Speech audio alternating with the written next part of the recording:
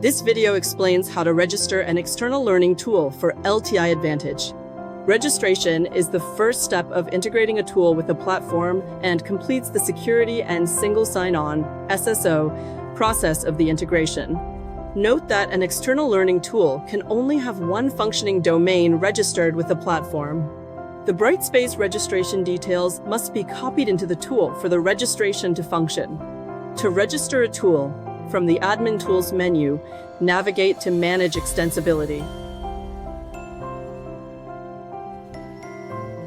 From the LTI Advantage tab, click Register Tool. Choose either Dynamic or Standard Registration. We will take a closer look at each of these registration types separately. To complete a standard registration, start by entering the tool's name and description. Next, enter the domain. Keep in mind that a domain can only be used in one enabled registration at a time. Then add your redirect URLs. These URLs must be exact matches, and wildcard URLs are not supported. Next, provide the OpenID Connect login URL, the target link URL, and the keyset URL. A keyset URL is required if you plan to add extensions. Also, you can optionally enable extensions including assignments and grade services, names and role provisioning services, platform notification service, which allows external tools to subscribe to webhook event notifications, and asset processor, which becomes available after platform notification service is enabled.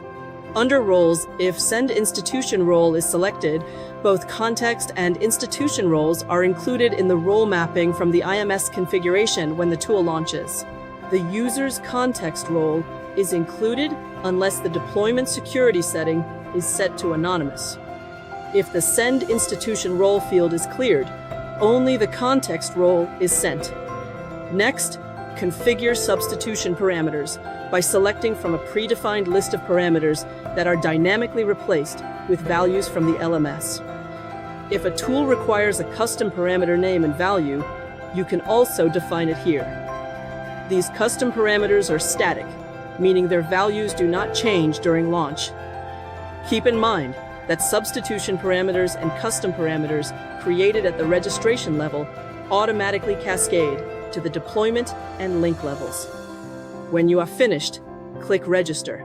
To complete a dynamic registration, enter the dynamic registration URL provided by the tool and click Register. By default, the Configure Deployment option is enabled. After the dynamic registration process is completed, the registration will be disabled by default, in accordance with the specification. Before enabling registration, administrators should review the extensions, parameters, and any security settings requested by the tool.